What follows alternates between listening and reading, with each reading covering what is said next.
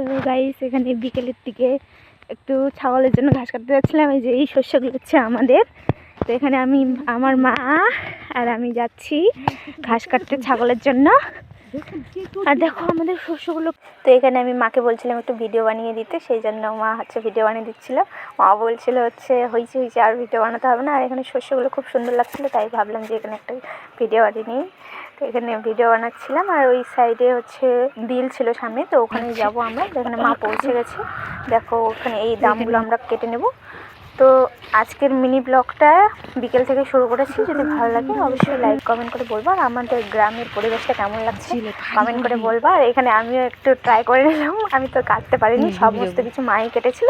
আমি শুধু একটু ভিডিও বানানোর জন্য একটু কেটে নিয়েছিলাম। তো এখানে দেখো অনেকগুলো দাম আছে। আর এখন আমাদের এইদিকে কাটানো কমপ্লিট হয়ে গেছে। তো বস্তার মধ্যে করে নিয়ে আসলাম। এখানে পেয়ারা দেখতে পেয়েছিলাম, তো পেয়ারা পেরে নিলাম। তো ভিডিওটা ভালো লাগলে সাবস্ক্রাইব করে